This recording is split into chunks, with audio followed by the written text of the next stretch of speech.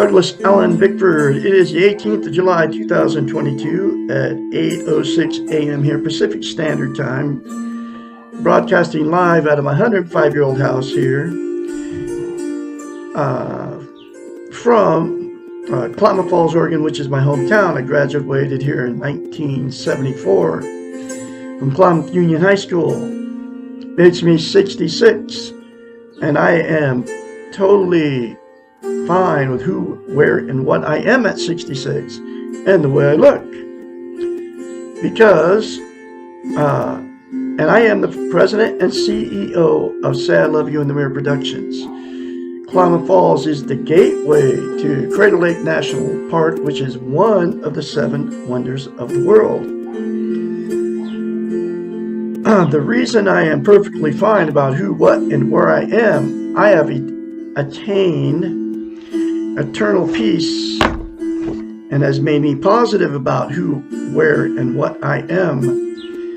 And I attained it, this positivity about myself and the world around me and others, because I attained and maintained self-esteem. Self-esteem out of this book right here. What self-esteem is, it's how you feel about yourself inside. It's also known as self-love, self-confidence, self-worth.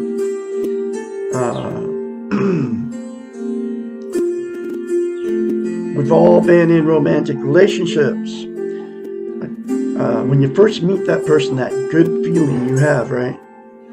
They can do no wrong. They're your soulmates. God got you together on purpose. Both people think this, okay? When you first meet each other, okay? You're bragging to all your family and friends. You're on cloud 9. They can do no wrong. You can do no wrong. Well, that's what self-esteem is towards yourself. And Dr. Susanna McMahon, who is 73, lives in Madrid, Texas, with her husband, has a doctorate in psychology, makes her a psychiatrist, has a master's in philosophy, has had thousands of clients.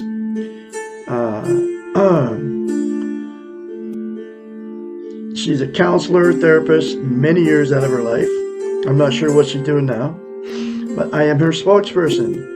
She wrote this book in the 90s. It was published in 1992. It's written in question form. It doesn't have chapters. I call them lessons. Every lesson in this book talks about how we've been trained and taught not to have self-esteem, self-love, self-confidence, self-worth, not to feel good about ourselves, okay? And back then, it came from the televisions, the religions, the churches, the state governments. Today, it's 1,000 times worse with the social media, okay? Facebook, broadcasting here live on today's day, and YouTube, right? So, in order to, people would hire her to fix their unhealthy minds. And as a psychiatrist, what a psychiatrist is, they study the science of the mind, of how it works. So she knew that her clients didn't have self-esteem, and the absolute only way you can get a healthy mind is to attain and maintain self-esteem. So she had to come up with a concept to get her clients to give themselves self-esteem so she could help them fix their unhealthy minds.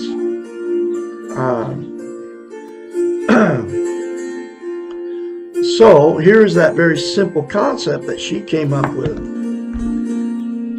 to get her clients to give themselves self-esteem, because nobody can give you self-esteem except for you. It's called mirror therapy. She told her clients, and you can do the same thing, to say 4 things to themselves in the mirror daily, which are: I love you, I love my inner child, I'm worthy to be loved, worthy to love, and full of goodness. Those 4 things to yourself in the mirror daily, without fail, will give you self-esteem instantaneously. But to maintain it, it's like lifting weights. You know, if you start lifting weights and you stop, you have to start over from scratch because you lose muscle mass, right? So you have to say those 4 things to yourself and then daily, literally for the rest of your life.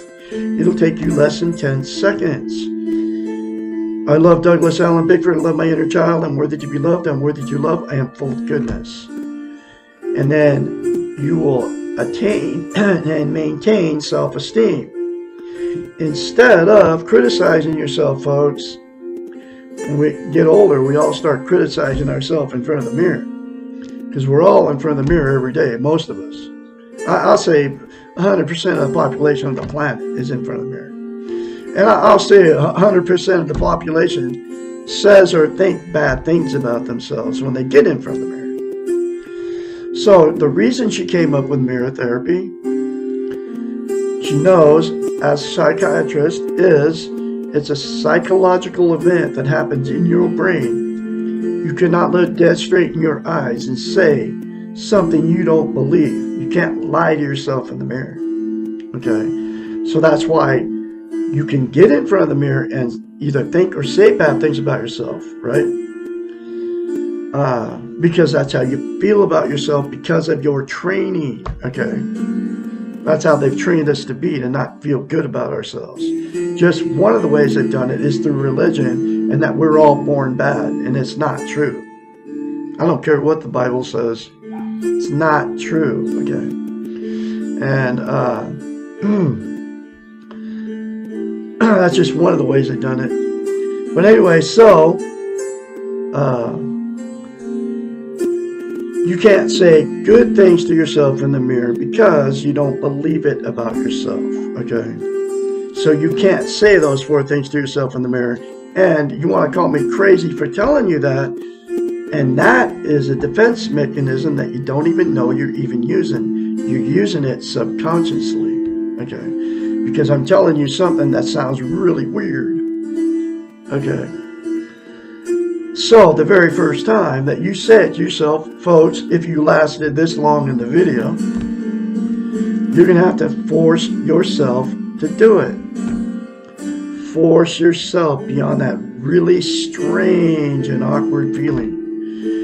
And do it anyway and keep doing it. Literally for the rest of your life. It'll take you less than 10 seconds. Like I said. I had to force myself to do it. And I've been doing it for well over 19 months now, and I will continue to do it because I'm practicing it daily. And it's not just that I say to myself in the mirror. I say all kinds of good things, okay? So anyway, the reason it is the absolute most important thing you can have as a human being to have self-esteem and maintain it is because we cannot be content without it. What content means is you feel good about how, where, and what you are. It's also known as internal peace. There are 11 things that people are using to try to be content. And they are Facebook, drugs, alcohol, sex, gambling, food, television, religion, and yes, following Jesus is religion, folks. I've had people tell me, I'm not religious. I have a relationship with Jesus. It's the same thing, folks. Anyway, religion, material possessions, people, or money. Those 11 things are all known as externals. They're outside of yourself. They will make you feel content, good, temporarily, but that good feeling, that temporary feeling, that feeling never lasts. It's always temporary. There's absolutely only one thing that's going to give you internal peace and make you content permanently, and that's to attain and maintain self-esteem by the 4 things to yourself in the mirror daily for the rest of your life. I guarantee you it's going to work.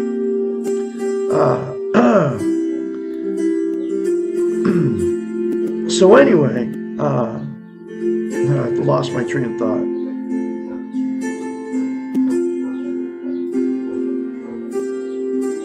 Oh man, seriously.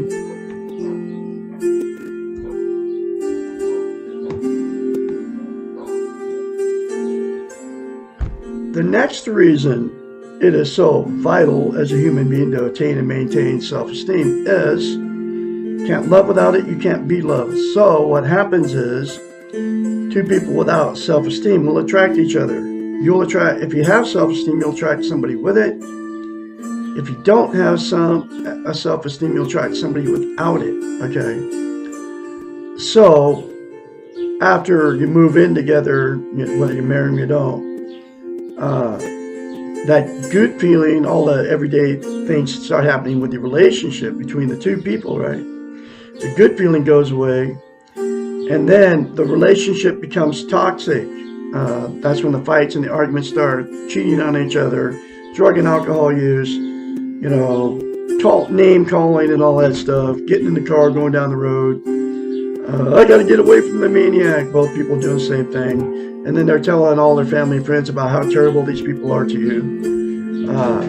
The relationship turned toxic, and then because of that, you'll either separate or divorce. Okay.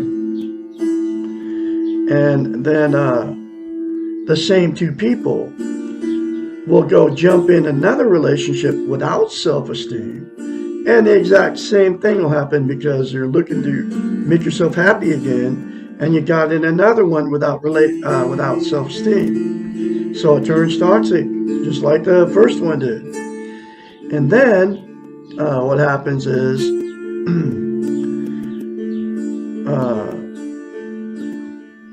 the two people that got involved with no self-esteem will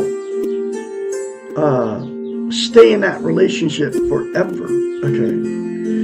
And then and the reason you stay in these toxic relationships, and there's a lot of people doing that too, because you don't want to be a failure. You're codependent on each other for whatever reason. You can't be alone. You're afraid to leave. You don't want to be an embarrassment to all your family and friends and church members.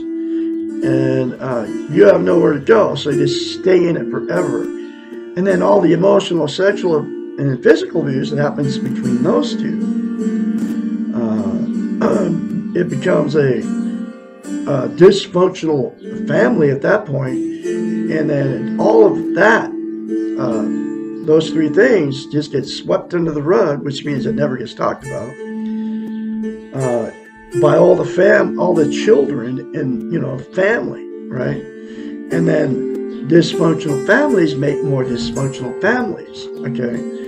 And then the cycle just continues down the line to their children and to their children's children and their grandchildren and all that, right?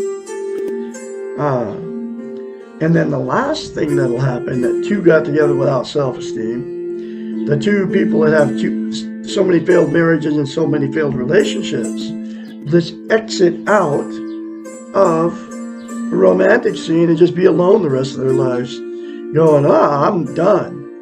I can't find anybody to love me, and I can't find anybody to love. And that's because you can't be loved or loved without self-esteem. So they'll be miserable alone, just like they were miserable in the relationship, using the 11 things to try to make themselves happy, content. But you can't be content without self-esteem. So there's a solution to everything that I just told you, okay? A fix. If all parties involved in all those scenarios said 4 things to themselves in the mirror daily for the rest of their lives. You got the book and did the many other concepts in this book that will help you fix your toxic relationship. If you're in a toxic relationship and the other person doesn't want to get help, then you'll be able to get the courage and the strength to leave that relationship so you don't have to take the abuse anymore. So anyway, that's what will happen with relationships that people get into without self-esteem. I'm going through the Portable Therapist one lesson at a time, and here is that next lesson. Lesson 59. Why do I feel so different from others? The Western model, the doing model, has taught us to be competitive, and here's that training. Every lesson talks about it. Our parenting and training have taught us to stress the differences between ourselves and others. We have learned to look at the roles, the facades, the status, money, clothes, education, all the outer trappings of others versus ourselves, and to feel either inferior or superior. When we use this model as our model for living, we perceive everyone else with judging eyes, and judging eyes only attend to the differences between ourselves and others. When we have perceived the world this way for a long time, we lose sight of the similarities between ourselves and others, and we cannot see the common ground that we share. Focusing on our differences rather than our similarities is a sure way of losing our sense of belongingness. And without belongingness, we are truly lost and alone and miserable. It is a great paradox that what others like about us and what they relate with is not our individual uniqueness, our differences from others, but our similarities with them. As humans, we share feelings and responses and the ability to understand and empathize with others.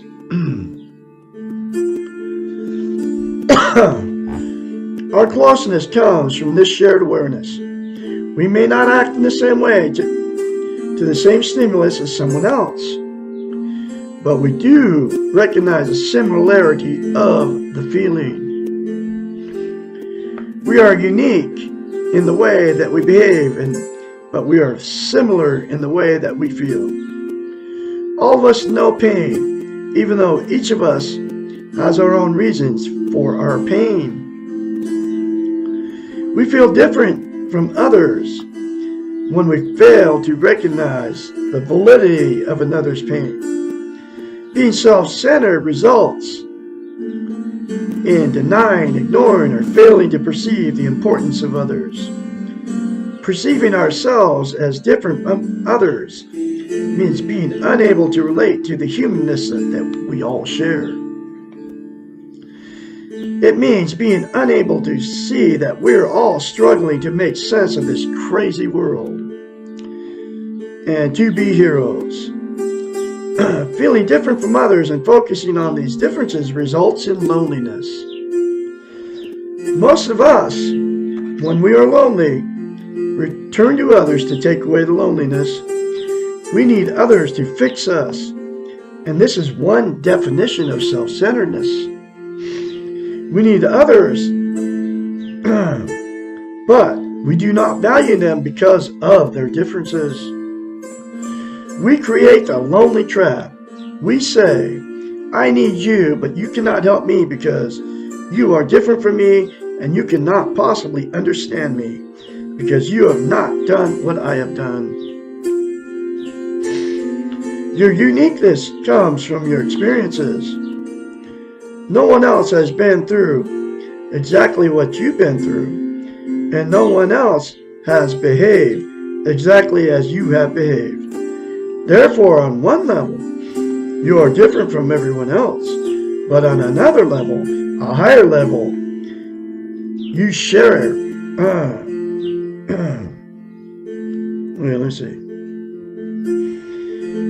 You share your vulnerability and your feelings with others. And this is what being similar means, sharing your humanness. Group therapy is very powerful because it allows us to quickly see and share our similarities. What makes us feel may be different, but the fact that we feel can be shared. We cannot share the exact experience, but we can share the feelings that are generated. For example, no one else has my spouse but everyone can share my anger at my spouse because everyone is similar in their feelings of anger toward a family member. No one else made the exact mistakes I have made today, but everyone else can share the feeling of making mistakes. We can share our discouragements, our needs for encouragement. We can share our frustrations and our struggles to be the best we can be. We are similar in our goodness and in our need to do the best we can. We are similar that we are all handicapped in our abilities to make sense of the world.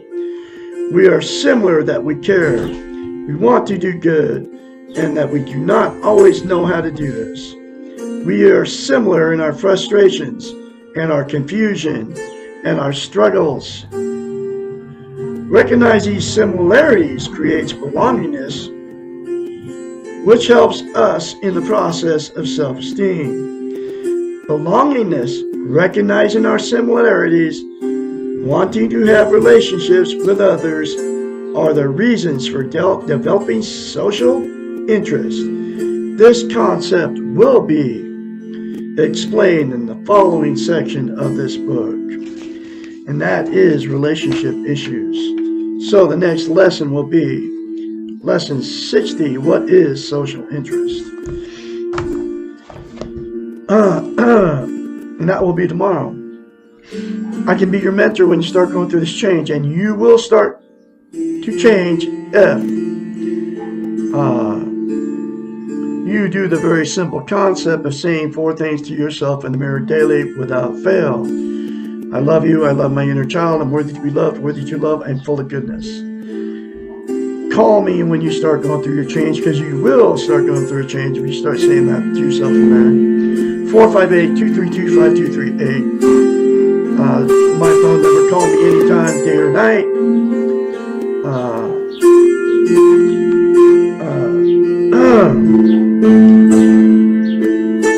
And then I can be your mentor and I can encourage you along the way. So, y'all have a great Monday out there. I'll have more later for you. Y'all have a great day. I'll be talking to you tomorrow.